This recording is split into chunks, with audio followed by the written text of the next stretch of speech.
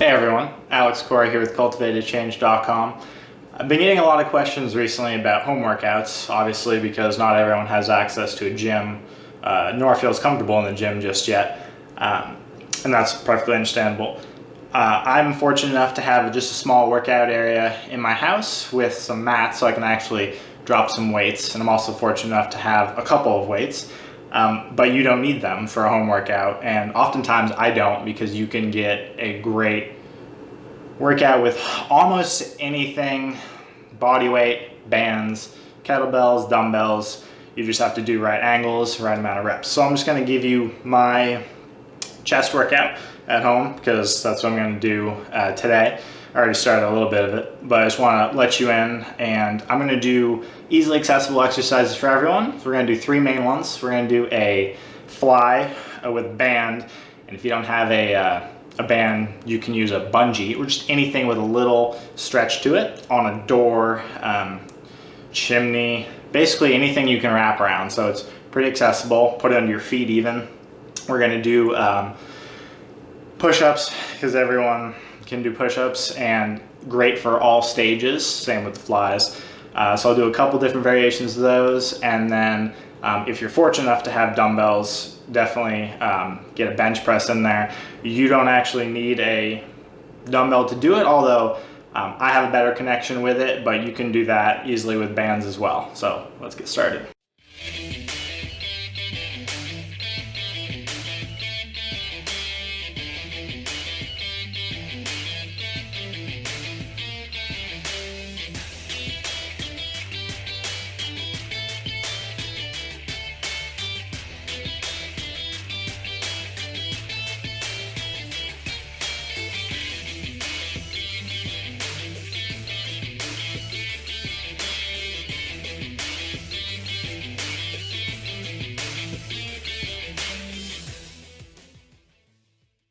First thing I wanted to do was just a brief warm up for anyone who has shoulder pain. So I've impinged this shoulder twice, my early 20s.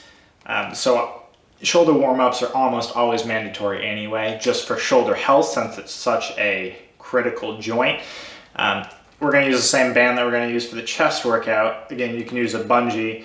You don't even need a band. You can just do arm circles or warm up with jumping jacks, but I found this to be good just because it's going to be the reverse of the motion we're going to do anyway. So we're just doing band pull aparts like this. You should feel this. Try to pull apart with your shoulders, meaning pull with your back, and the goal isn't to use your arms, but sort of to flex your chest out and your back in. So you should feel this in your shoulders mostly. You can do as many of these as it takes for your shoulders to warm up, but no more than 20. So we're just going to do that quickly. And if you want to over exaggerate it, just so you feel that stretch and your chest stretch out, just puff your chest out. Don't concentrate so much on your arms behind your back so much as puffing your chest out like that, and it should feel a little different. After that, I'm just going to do a couple of pretend this would be a wooden stick that you'd find in a gym, just some shoulder mobility exercises like this. There's no specific way to do this. You don't necessarily want your shoulders to come up here, because then you're working your back and your traps, so try to keep your shoulders down. The goal is not to go quickly so much as to just exercise full range of motion for your shoulders, just to warm them up for what we're going to do briefly. And you can do as many of those as you want. 20 to 30 is usually good to warm things up. I'll let you do that by yourself. Okay, the first exercise we're going to do is flies. I'm using the same band, and this band is actually just not one contiguous piece. This actually snapped, so it's a one long string instead of a loop band. I have a loop band as well, but if you don't have one of these, again, bungee or two bungees hooked together. Just make sure there's plenty of elasticity, or you can just use a cord or anything that has a little give to it. But I always start with flies now, again, because of the shoulder impingement. I don't like to jump directly into putting pressure on my shoulder, either in the form of a dumbbell bench press that's gravity down, or a push-up, just because those both involve a lot of pressure directly on the shoulder joint. So this is a great way to warm up your shoulder and just get that range of motion going. And because I have long arms, I always find it difficult to actually connect with my chest off the bat, and I end up tiring all the accessory muscles, so my triceps and my shoulders out before my chest actually fails. This is a pre-fatigue, meaning this is almost entirely pure chest. The function of the chest is to bring your upper arm, your humerus, across your body, abduction, adduction. So we're going to do that just to activate the chest, since that's just how I found a better connection with it, and then we'll jump into the pressure exercises right after. So we're just going to slowly, this is just tied around a chimney, as you can see. You can just, around a door. This should almost entirely be felt in your chest. Your shoulders will feel this a little bit. When you're doing this at a gym, usually on a fly machine, your elbows will be bent a little bit, like that. That's just to get the weight across usually. If you just want pre-workout on your chest, just to feel that connection, arms straight on this is fine. I found tilting my hands up a little bit will give me a better connection to my chest. Upper chest, you can do that. This is a normal fly, hands together like that. But for a full contraction, I found tilting like that, I can feel my inner chest well like that. And this is not necessarily a warm-up. If you do 30 of these, or you can dictate how much pressure there is by stepping out, resistance increases like that, you'll get pretty tired, or I will at least. So I'm just gonna do a couple of those.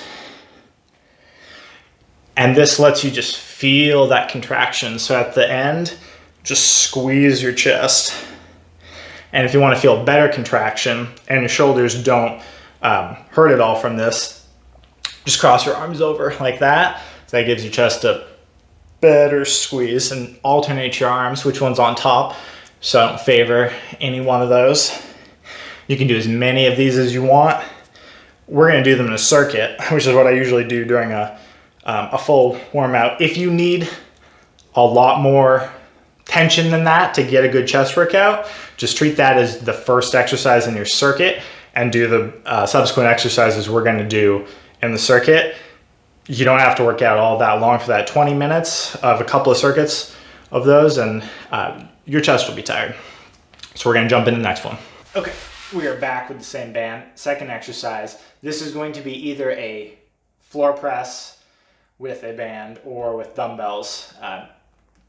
This is the hardest exercise we're going to do in the circuit. So after the warm up of a fly, if your chest is now warm and activated, I always like to do the exercise that requires the most thought, connection first, just while your nervous system has energy, as it's the most taxing. We're just going to put the band behind the back like that. If it slips out, don't worry about it, just put it back in. This is just if you don't have dumbbells, to teach you the motion of the floor press. Down like that. Doesn't matter where your legs are, whatever creates the best stability for you. Some people like that just because they can press in with their legs and it creates a stable base. Some people will do that just so it requires more balancing to make it harder, but the key point is going to be where your elbows are. If you're out like this, that is more chest, but that's also more shoulder. So if you have shoulder injury, go ahead and avoid that. There's not a ton of benefit since we're not using a ton of weight. The best angle I found isn't 45 degrees like that. That's a ton of tricep and shoulder. So if you want a tricep workout, go for it. That's more of a close grip press. 60 degrees right there seems to be the sweet spot for me, at least. And I have a wide angle just because I have long arms. So that seems to be good.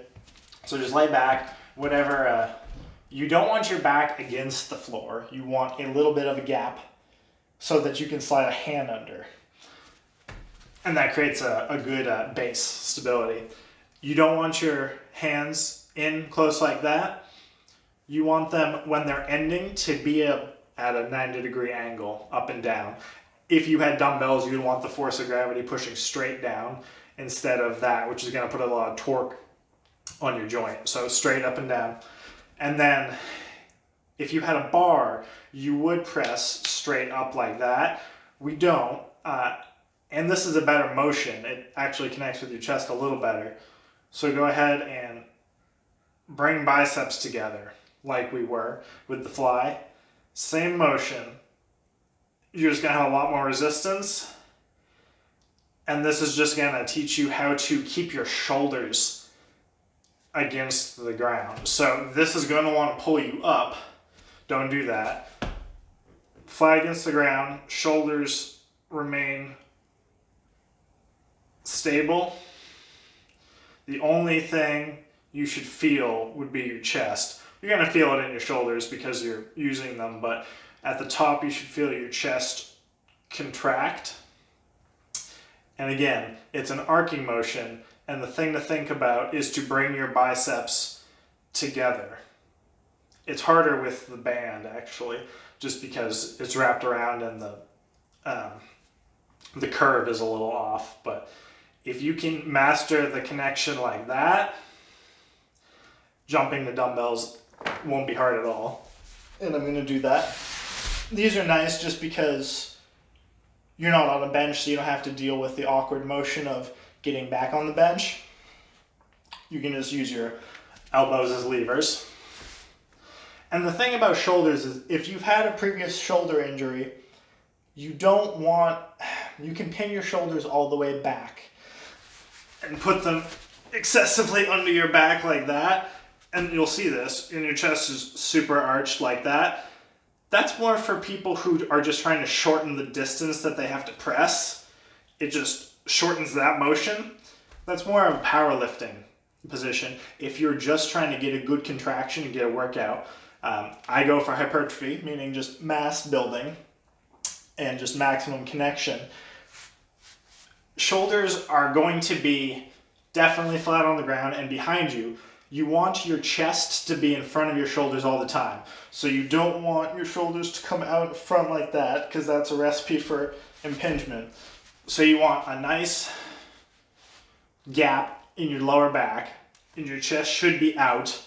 And when you press up like that, you'll feel your back get pressed against the floor a little bit by the weight. And your chest will cave a little bit, meaning it's the same motion as the fly, where your back comes around because you're abducting your arms.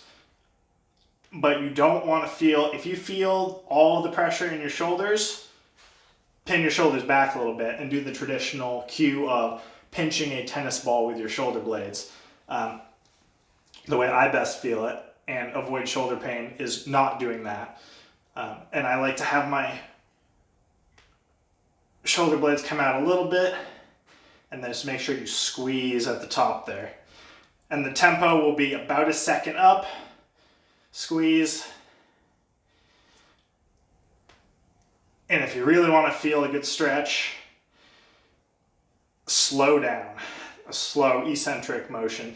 So the lowering is actually going to be slower than the raising.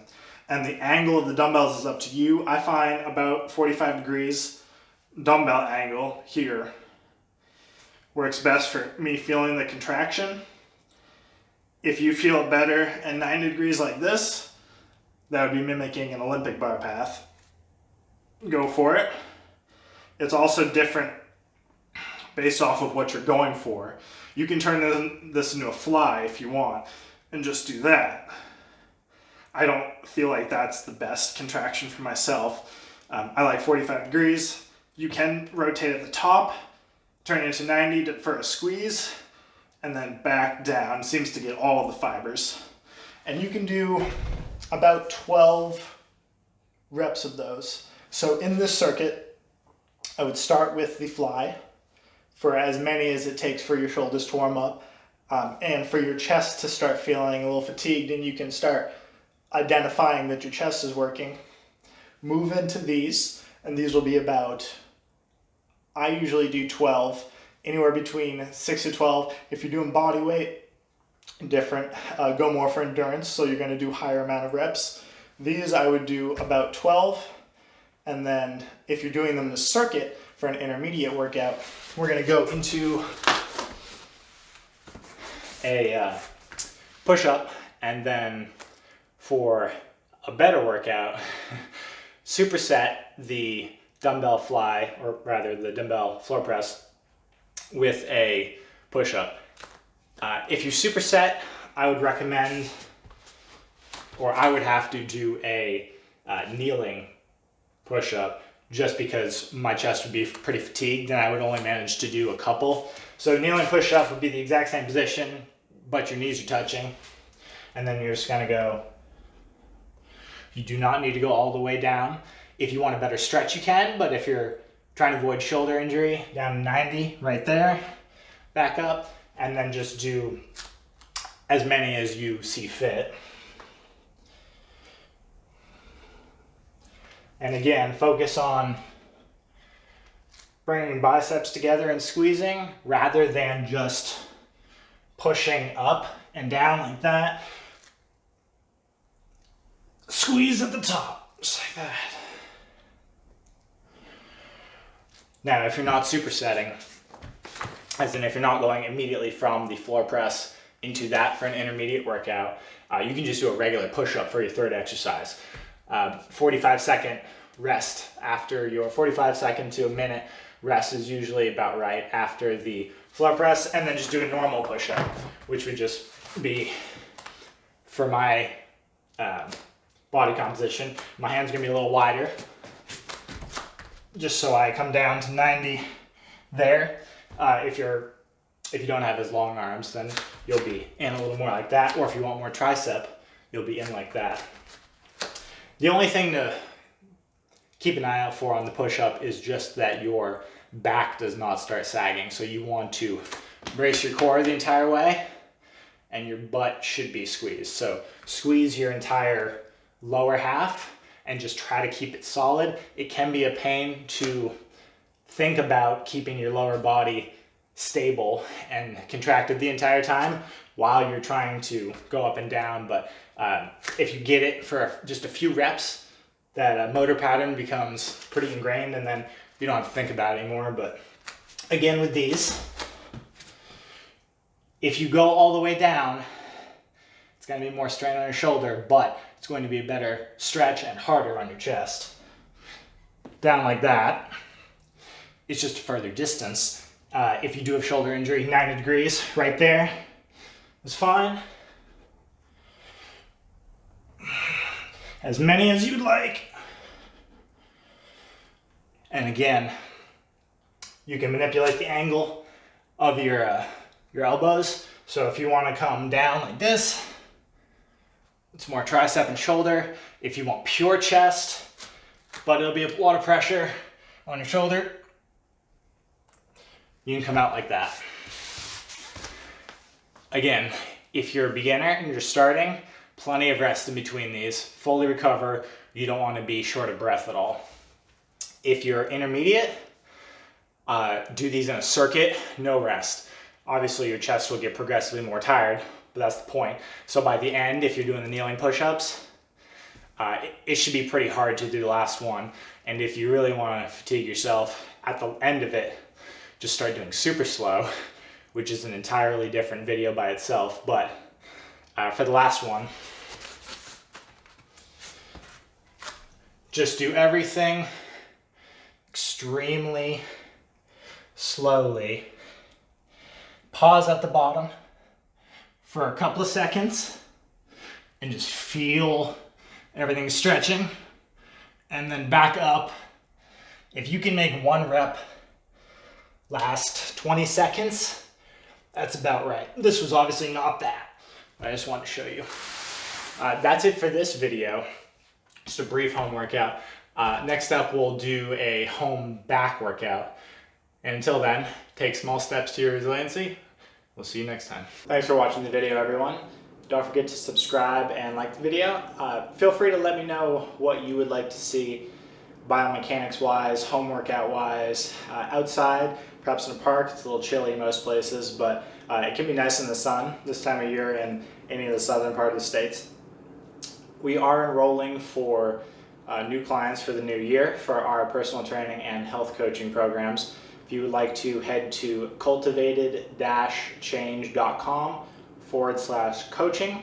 Our health coaching programs are more lifestyle and behavioral change focused, quite a bit more comprehensive. They do include personal training, and our personal training is a lot more of this for your specific context and your goals. Feel free to reach out. Look forward to hearing from you soon.